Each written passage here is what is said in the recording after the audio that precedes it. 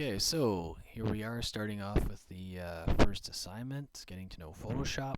I thought it'd be fun to start off with a template. We're going to use this template as part of our campaign. The campaign is basically a fictitious one. It's called Discover Your Region. So it's about exploring and all the awesome things you can do in your region. And so let's start with this one here. We've got some photos to use. I'll just show them to you quickly.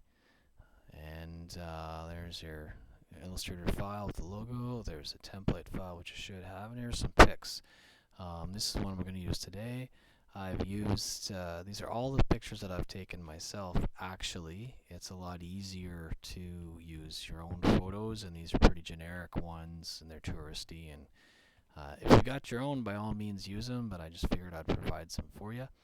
And this is actually kind of what I want you guys to end up with, or something close to it.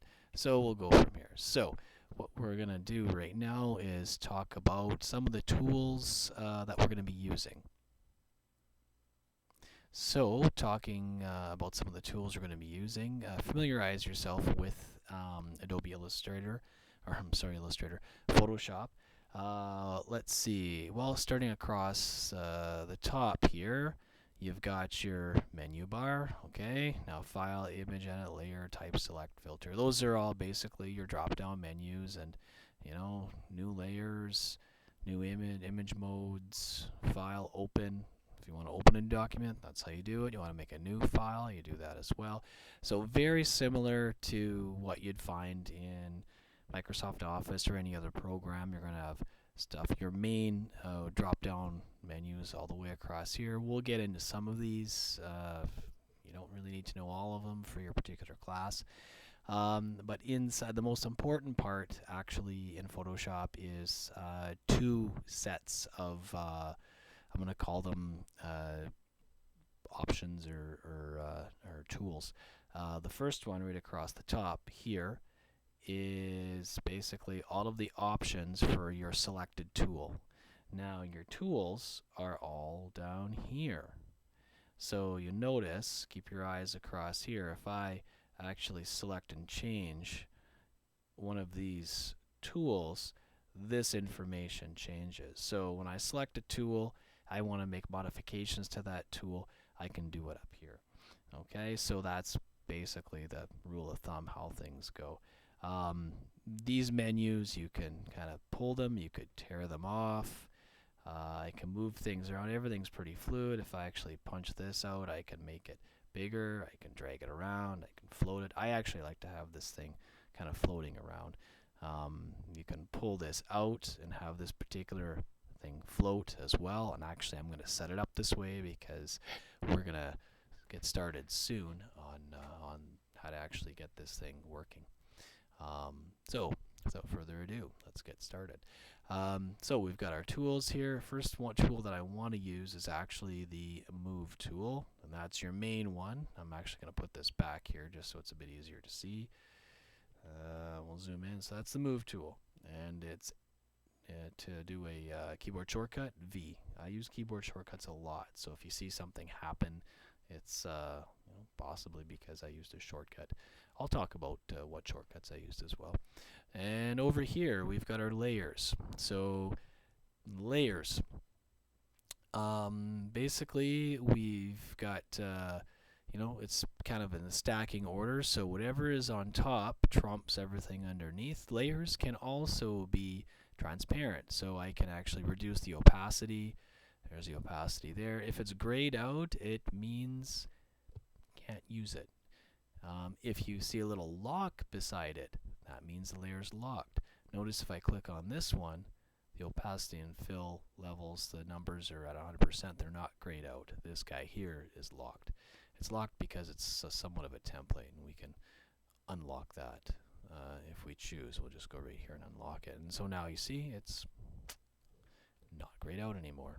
And we can mess with it. We can make any changes we want to it, etc., etc. We can, move them around. I can pick them up and shuffle them. I can turn little the eyeballs on and off, and that changes the visibility. Pretty simple stuff. We'll get into a lot of this other stuff later, but really all we really want to focus on is just the layers themselves today, and bringing a image in. So let's import an image. Well, there's a couple ways to do it.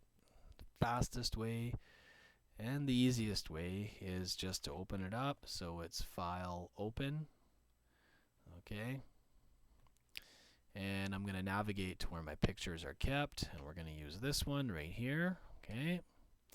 And you'll notice down here, and I'm going to talk about this a little bit more, but see down here you got the format, Camera Raw. Yours will probably default to something like JPEG or some junk like that. I got mine in Camera Raw, and I'll show you why. When I open this up, it gives me a lot more editing features to mess with the color, to fine-tune certain elements. I can swap out the actual color itself, so I can say, you know what, those orange, I want those oranges to be more yellow, and there you go, there's more yellow or more orange, etc., etc. Really good for fine-tuning, boosting the saturation of a red, and also finding which colors are more apparent. And you'll notice whenever I move a slider up here, this little thing up here is called a histogram, just so you know. It changes as well because I'm altering the actual color profile. Profile is the wrong word. I'm altering the color saturation. Right now it's the saturation of the yellow channel in this particular file, and so it's gonna mess around up there. So I'll get into this a little bit later, but just so you're aware of what you see, you may see something a little bit different. So I'm going to open this image up. So right off the bat, this image opens, and it opens up into a tab. And if you click, you see there's two tabs up here. There's your original template, and there's the image. So how do I get these, one into the other? Well, you could go view, and I believe you could go to screen mode, and where is it? I rarely do this. I believe it's like a split. Here we go. Tile all vertically. You could do this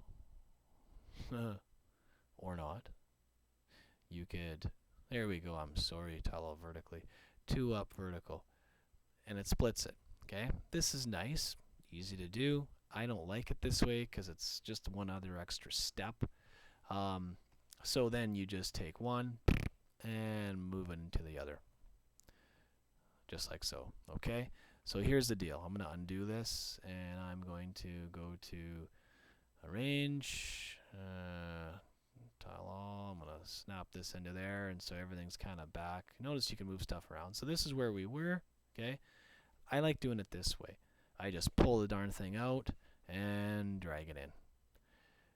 Saves me 3 or 4 clicks, and it's the same darn thing. So in Photoshop, there's about 4 or 5 different ways to do the same thing. It all depends on what you're doing, your particular preference as well. So we bring this in. This brings us to another part of Photoshop that you got to learn. Don't want to get that right now. Which is scaling pictures and rotating pictures. So we got this layer. Notice it comes in here. It's just everything defaults to layer 1, layer 2, layer 3. When you bring it in, you have to rename them, and we're gonna rename this. Well, let's rename it right now. You just kind of click on it. So you want to click on the actual name. If I click on the picture, it's gonna bring up options for the layer itself. You don't want to do that.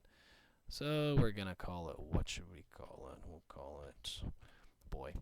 Okay, we're done there. So now we got the boy here, and we are going to transform this, or free transform as it's called.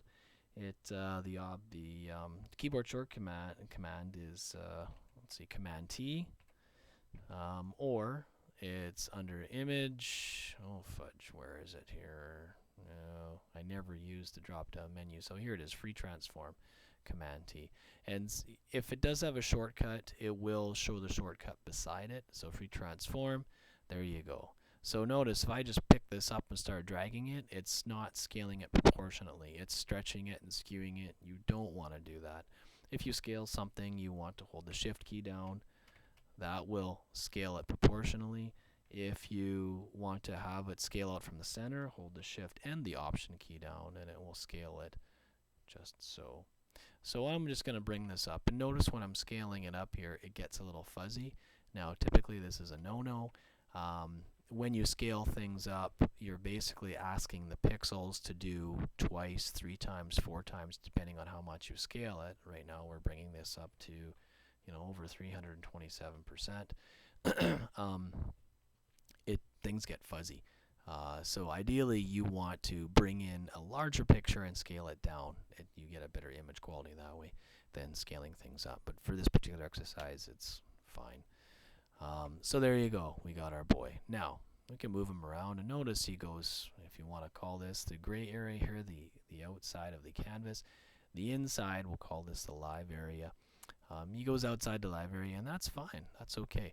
What we're going to do now is this guy's on top. We're going to start to move the layers around. So I'm just going to, you know, mouse over this. I'm going to click, and I'm not letting go of the mouse button.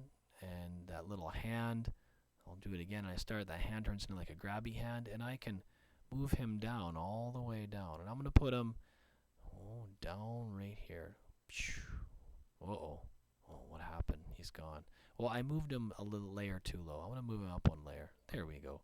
And you see kind of what I say about before about the layers stacking each other, and you know, the whatever's on top trumps so whatever's on below. This is filled with a solid gray, so if I bring this down, I'll turn this back on. Boop. And if I bring this down, you know, he's still there. It's just that this is filled with a white, and if I turn this off, you can see him right there, right? That's cool. So anyway, this is a template, so they're going to have, you know, things already pre-made that you can turn off. Turn it off if you don't want it there. Yeah, goodbye, right? And when you go to actually make this as your Facebook page, you're going to turn off, you know, the type. You're going to turn off everything else but the actual pictures themselves, because of course, you know, this stuff here, that's put in, you know, vis-a-vis HTML dynamically in Facebook itself, so you're not going to want to put that there. So anyway, that's just an aside. So we got our boy here. We got him scaled. And now we're going to start playing with selections a little bit here.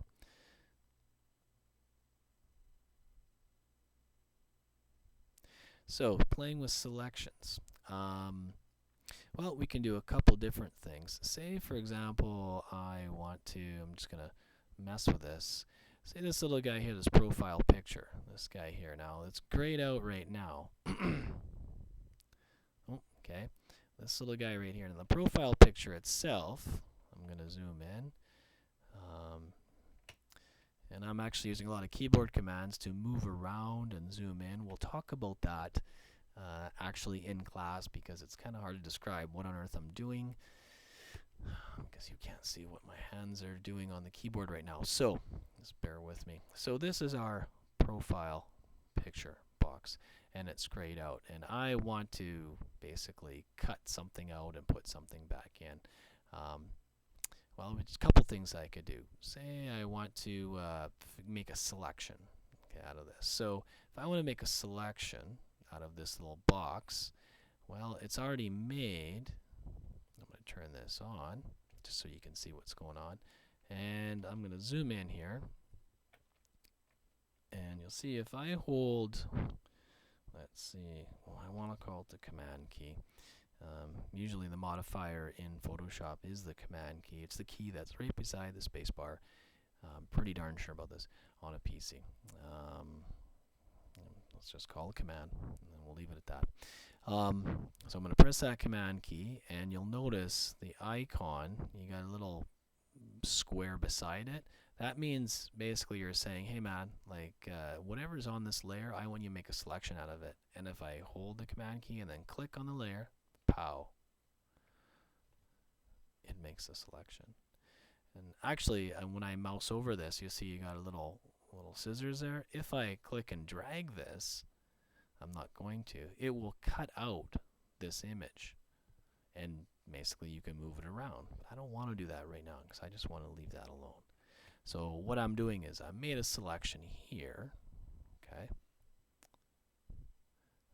maybe I want to put in a different picture in that spot.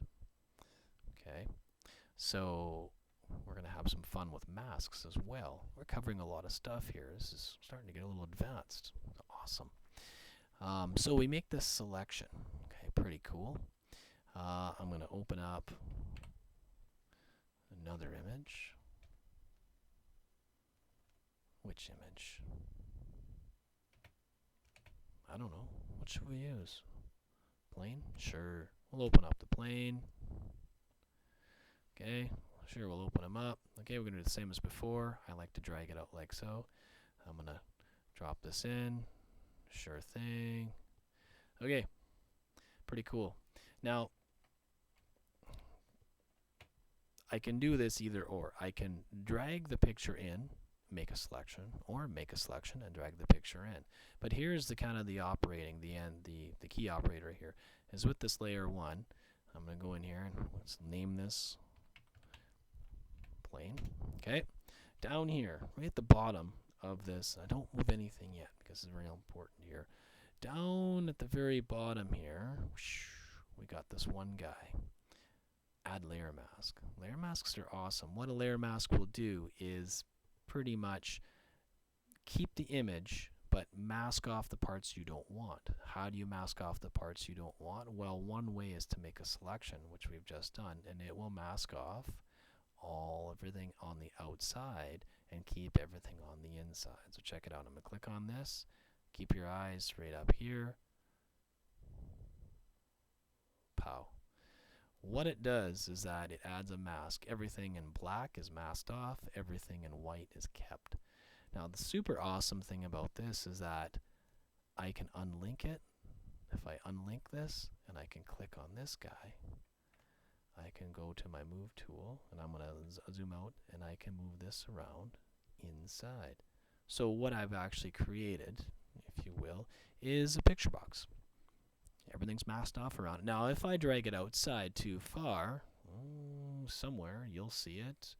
Now, I have to extend the canvas a bit, but this mask only goes as far as the visible area of the canvas, right? So there you go. So we've done this. What's really awesome about this is unlinked. If I link it back on with this little guys here, and if I move it, now the whole mask moves. And notice it updates right here in real time. So what you see here is a representation of what's actually going on here. So I can move it over here, etc. But we don't want that. We need that picture right over there. So I'm gonna let's see, undo things a bit here. Okay, so we got her there. Now here's the cool thing.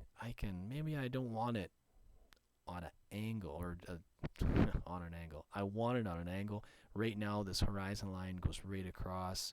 It's it's a little boring, I think. So I'm gonna unlink this. Okay, I'm gonna make sure this layer's the image is selected, not the mask.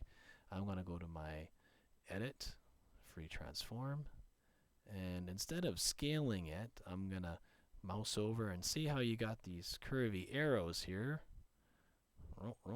Notice you guys, when this little arrow turns this way, well, this is the rotate tool, right? You can do a lot with this thing, and you're not gonna, you can just curve it a bit like that.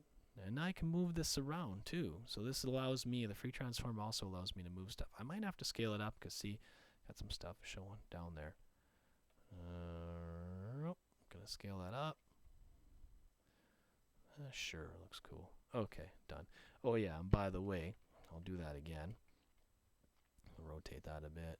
I'm gonna scale it up. Now, when you're free transforming, you can double click inside this to commit, or you can go up here to the check mark to commit, or if you hit that little guy, you can cancel it. It's also escape, I believe. What is it? Escape. So if I press the escape button, it'll cancel that. So let's commit to that. Okay, I'm just going to commit this, move that around. Okay, awesome. So what we've done so far, we've brought in a picture from a different file. We've scaled up that picture. We've moved it down a bit and organized some layers. We've made a layer mask, made a selection, made a mask from that selection, and rotated an image. So there you go. Coming up, we'll export these little individual items so you can actually throw them on your Facebook page if you want to, or make your own. Right now, this would be called like a proof, right? So you're making a mock-up of what the Facebook page would look like, or the profile page. But you can actually export these images and upload them to your profile, and do whatever you want. I can show you a couple other tricks too that are kind of cool, with blending this particular image into this so it looks all trippy and stuff, and it's pretty awesome. So anyway, there you go. Until next time.